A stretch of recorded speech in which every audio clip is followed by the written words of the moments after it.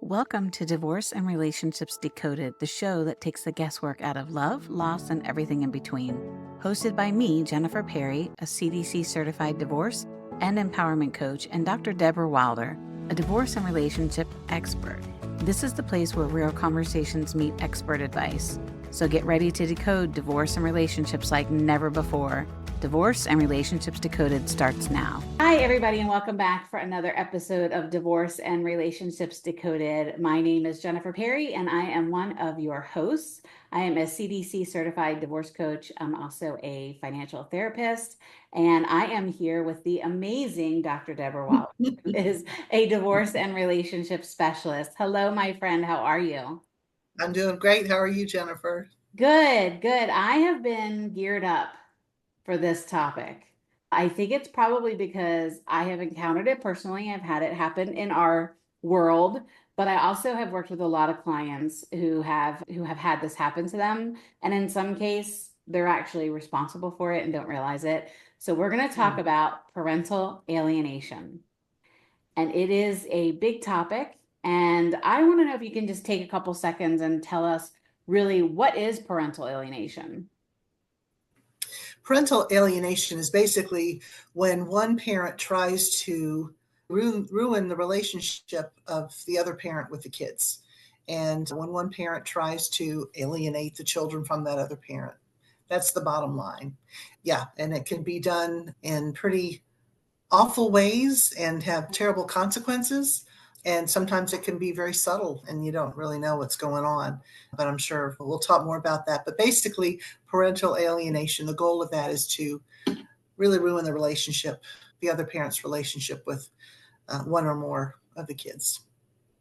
And I know we're probably going to primarily focus on parental alienation that we see a lot happen in divorce.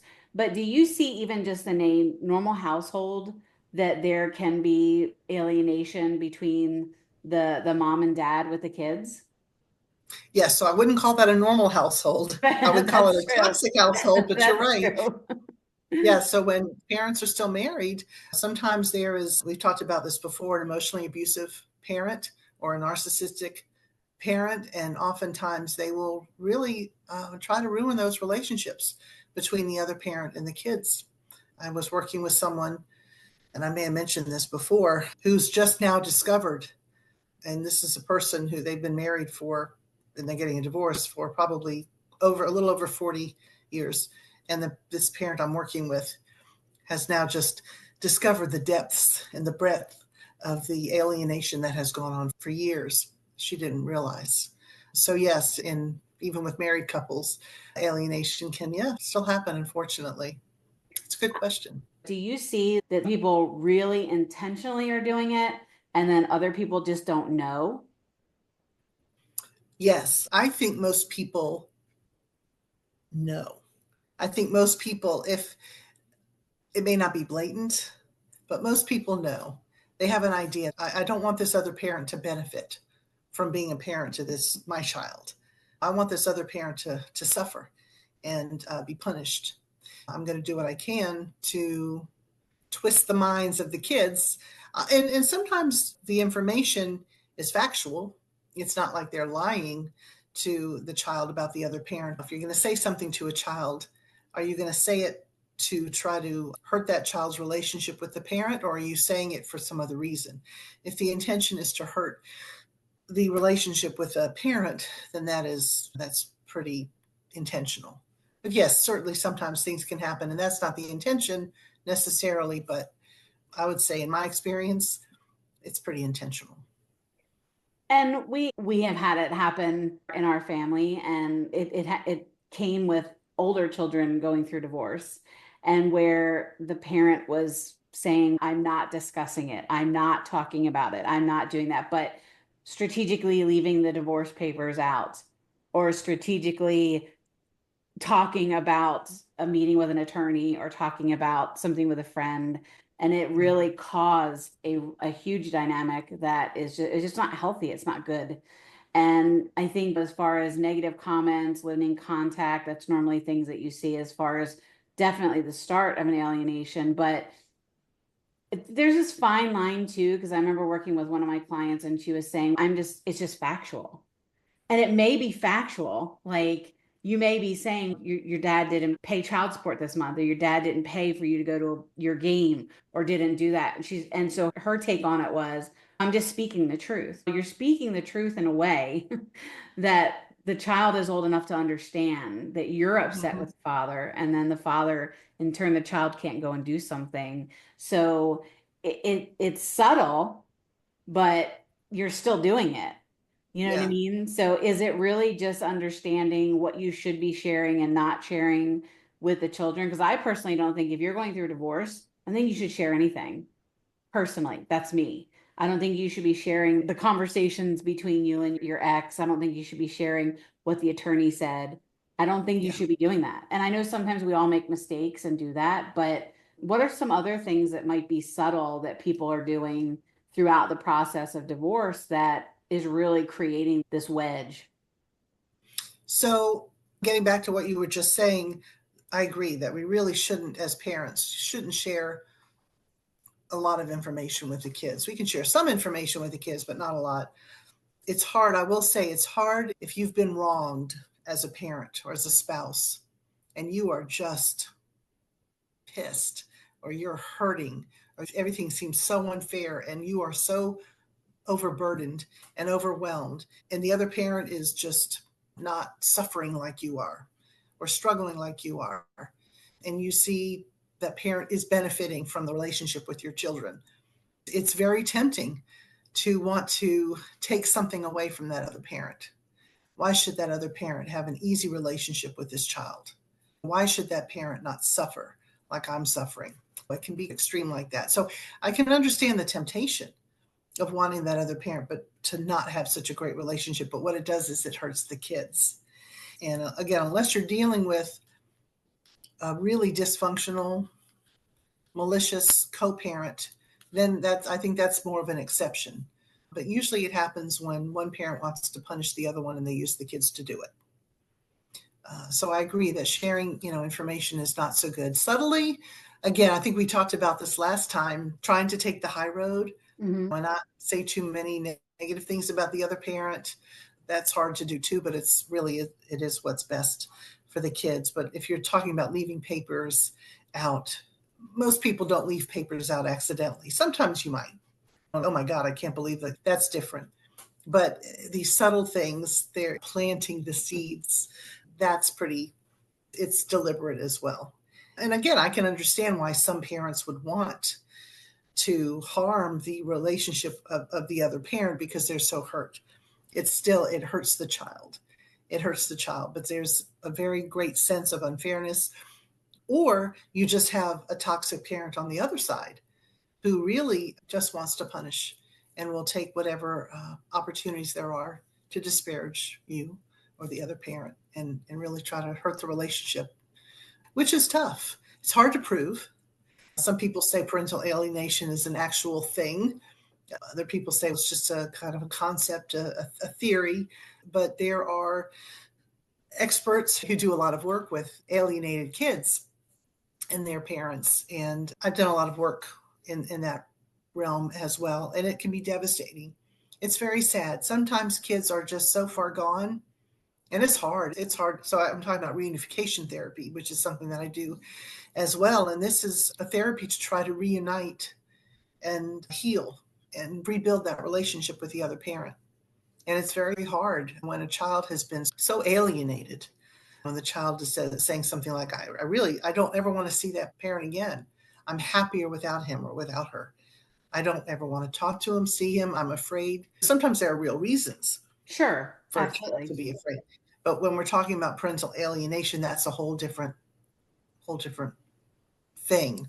But it's very difficult to try. Once that has happened and the alienation continues, it's very hard to, and of course, the child lives with a preferred parent. Mm-hmm. And generally, by that point, doesn't see the other parent. And I've worked with parents who have not seen their kids in a very long time. And it takes a long time to even get the child to talk to the parent. And I do everything online now. I closed my office doors years ago. So even online, I've worked with kids and sometimes they won't even show their faces. So I'll just see maybe an ear. Sometimes they don't want to actually see the other parent. So it can be very complicated, and it's usually very sad for the parent who has been alienated. I will say too, it is very important for the alienated parent to really recognize what he or she might be doing.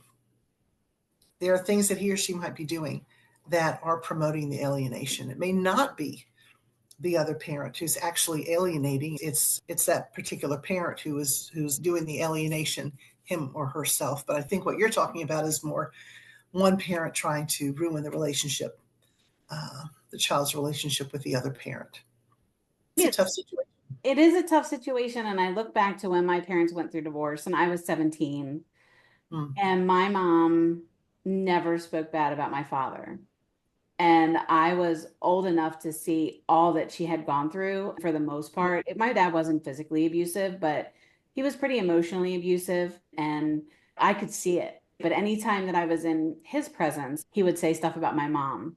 But I was old enough to see that. And I had conversations with him about just stop. I'm not going to choose, you're both my parents. I'm not going to choose one person over the other. And I think that confrontation a little bit, I can remember my dad passed away in 99, but I can remember having conversations with him. I love you both. You're both me. I love you both. I don't know if an older child or young adult would be able to turn around and just say, hey, listen, he's my dad, you're my mom, and nip it in the bud. My husband hasn't talked to his children for 9 years. Let's just be honest. We're having transparent conversation, and they're adults. And there was a lot in a divorce and a marriage that happens on both sides. And he has never been able to have the opportunity to talk with his children. And it was intentional for sure. There's no doubt that it was intentional. I know you work in reunification, which is just amazing that you do that. Is there hope for people who may have been so far separated and so alienated intentionally? Is there hope for that to come back around again? And what do you see as the turning point that makes that happen? I'll tell you what an attorney told me a number of years ago.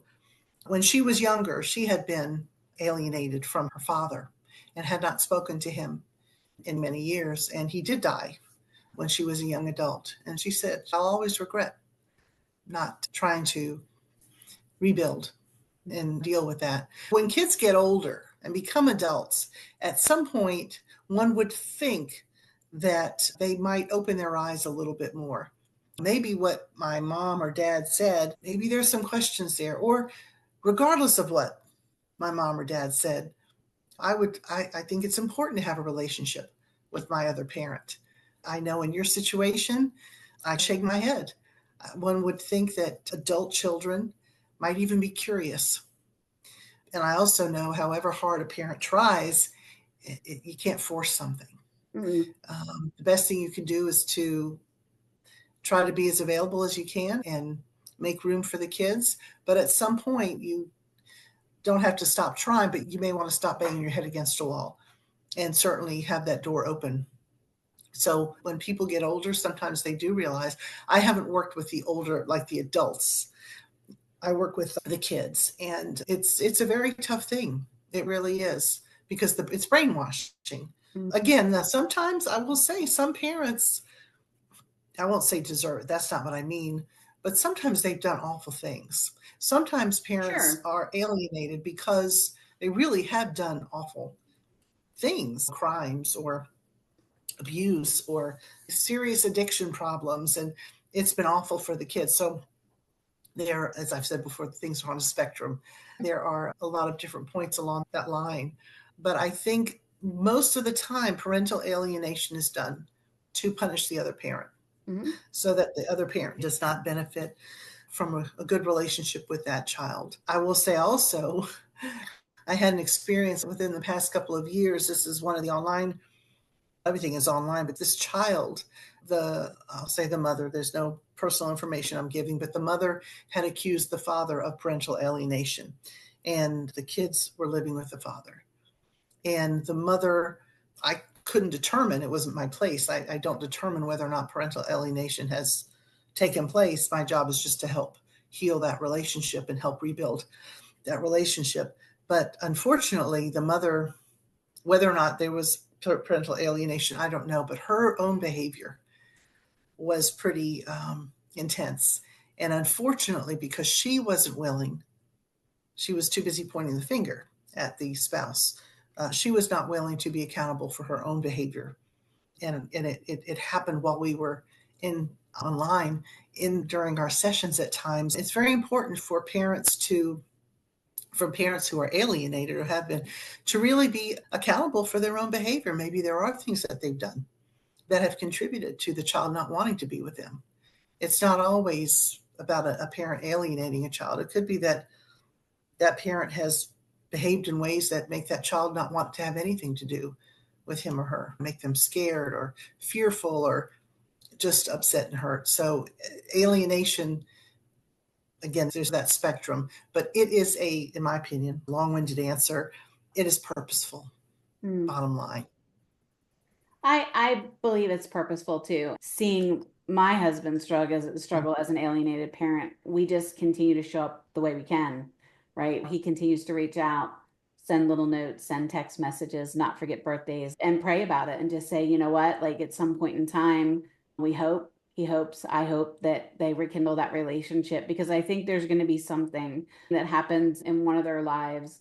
And I'm talking to other parents who may be just sitting there listening and just going, this is me. There's going to be something in their life that happens.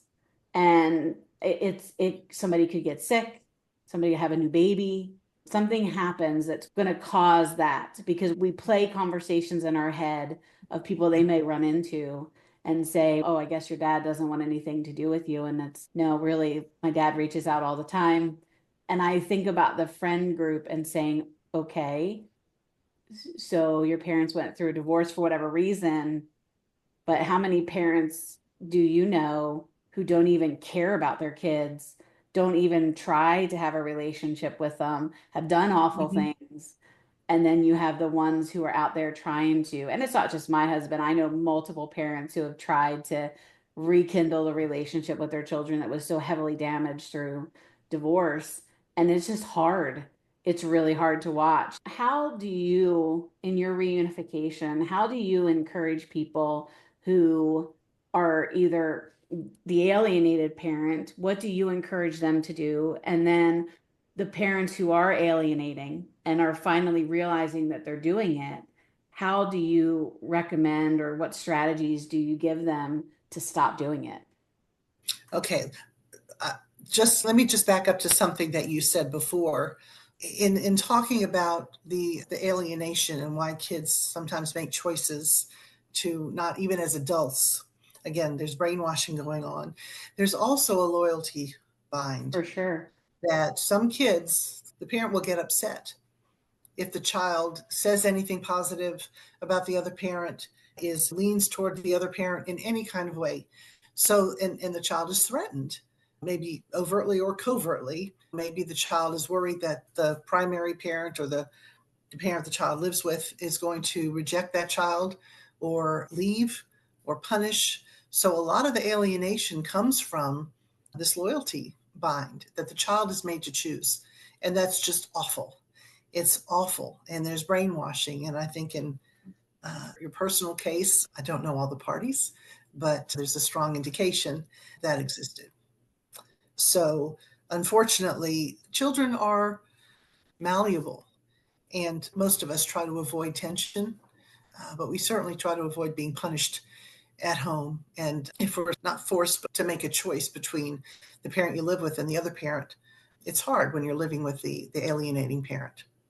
Okay, I just want to acknowledge that usually in that situation, a child is put in a position of having to choose. And if the child is living with one parent, it's hard to choose the other parent. For sure. Especially if they're Okay. younger. Yes, definitely if they're younger. And they may not even know what's going on. They may not, most of the time, they don't figure it out. Or by the time they might think of it, they already can't stand the other parent. So the damage has been done. So much of the time when I'm working with a family, it's court ordered. So the alienating parent doesn't have a choice. And many times that parent will not accept that there's been alienation at all. I think you'd be hard pressed to find a parent who will admit to alienating another parent. And in my experience, I bet there are, I'm sure there are, but there are probably a lot fewer parents who will admit to alienating. Mm-hmm. It's just because then and sometimes it's the hill that they're going to die on. Because if they say that, then they're going to be the bad guy. Mm-hmm. And they have to admit this kind of fault. And it's bruising to the ego to do that, and certainly would hurt their relationship with the kids. But if there is a parent who really doesn't realize and isn't trying to be malicious, but again is saying things, then you can absolutely work with that parent. Hopefully that parent will try to heal the child's relationship with the other parent. But I would say much of the time, the alienating parent is going to not necessarily confess. But if it's a court order that alienation has gone on, that parent really doesn't have a choice. Let me ask you a question about that. Is it hard to prove parental alienation? Because you're saying some of these are court ordered. Is it difficult? Are you finding that courts are just not tolerant of that, and they're actually sending people into counseling or situations like this to reunify? I think it is hard to prove unless you have specific data, communications, and things that really point to behaviors that one parent is doing to keep a child from seeing the other parent. What often happens is one parent may take another parent back to court because the child doesn't want to see that parent. And the other parent isn't necessarily enforcing the parenting time. So that other parent and there may not be alienation in that situation, but there is estrangement. Mm-hmm. But when we're talking about parental alienation, that is a deliberate attempt, bottom line, to ruin the child's relationship with the other parent for whatever reason. That's what that is. What advice do you have to someone who's watching this that is currently estranged or alienated? I know there's a difference, but really is just, if it's somebody who's dealing with it and a younger person, what advice do you give them? And then if it's somebody like ourselves who are dealing with young adults, what advice do you give the parent who is alienated? Whenever I work with parents and their children, one of the first things I will help them with is to not act in a defensive way. You've got to rebuild that trust, number one, and to explain yourself and defend yourself. And if you want to shut down a conversation, go ahead and explain why you're doing what you're doing. The child needs to be heard. This is where the listening comes in. The child needs to be heard. Let the child tell you why he or she is upset, what's going on, what the concerns are. That's not your opportunity to say, that really didn't happen that way. Or the reason I didn't, no. You've got to focus completely on the child and what the child is going through or has gone through. That is what can unlock the door to listen. I remember a number of years ago, I was working with a family. The father had a number of kids, and only one out of however many kids they had a relationship with the father. So there were a few that didn't. And it was very important. And I will say, this father was not a warm and fuzzy. This father I think, lacked insight in a number of ways. He wasn't a very loving, warm, fuzzy. Not that everybody has to be, but he wasn't the kind of person the kids would go running to. But he had to learn to listen. He had to learn to hear why his kids were upset, how they felt, how hurt they felt, how upset. It was very important for him to learn to listen without defending. And that's a big deal. There's a time and a place at some point, hopefully, once some foundation of trust has been rebuilt, for the parent to share his or her experience. But this is not about defending. One of the worst things you can do, or as a parent, is to hear a child say something to you that either you believe didn't happen, but to completely invalidate the child's experience. And it may not have happened at all. But at that point, at least in the beginning, just listen and let the child know you are interested, you care, and you want them to feel better. You want to heal the relationship, and you want them to feel like they can talk to you and share with you, usually with another person there, at least in the beginning. So developing the trust with the child is critical. If that doesn't happen, then I think you're screwed, at least in my experience. Defending yourself is a bad idea, certainly in the beginning. And hopefully there will be a time when you can share what your experience has been, and that child might be open to hearing. And certainly disparaging the other parent is not going to help at all. So listening is a big deal. And as far as the other, what do you do? Again, just leaving that door open. One would hope that when you become an adult, a young adult, or have a family of your own, you might have enough wisdom or insight or curiosity to maybe rethink some things, but there still may be that loyalty bond or the bind, whatever it may be, with that other parent that they may betray, or they've learned that if they do something, interact with the other parent, or say something in a positive way about the other parent, that they're betraying the preferred parent. And that can go certainly into adulthood, but one would hope that as children get older, they might have a little more wisdom and a little more insight and a little more curiosity just to check things out, especially if there was a good history with that other parent, especially if that parent had a wonderful relationship with the kids. That's why you have to wonder. Things change. So if the parent has a history of, before all this happened, of a really special, warm, loving relationship, and then come divorce and things change, that tells you something. And I know that there's a lot of parents that are out there that are struggling with that. At least I know in my client family and personally that they're just struggling with it. And all you can do really is pray about it and just continue, like you're saying, to be there and be available. You mentioned reunification too. And before we get ready to wrap up today, I just want to give some clarity on that. So you don't just do court-ordered reunification, right? If there's somebody who listens to this and they're really trying to mend a fence, do you offer that outside of court-ordered? Yes, so I will have families or parents who will call. The other parent, of course, needs to agree. And one of the challenges, of course, is that parent, the child who lives with a preferred parent, may still be very actively doing that. But if the other parent agrees, then that's a good sign. Again, most of the time, they've been court ordered because a guardian ad litem might have been involved, or the one parent takes the other parent back to court and that sort of thing. But yes, I will have people who will call me to try to help in that way. And I'm certainly available to do that. Awesome. And before we shared that Dr. Wilder is available in 42 states. Right. Okay, perfect. As we get ready to wrap up today, it's a very sensitive topic, and it's one that definitely hits close to home. And I just continue to encourage my clients and the women that I work with just to remember taking the high road, although it's hard. Your children are going to remember. I know mine did. I know I did as a child of a divorce.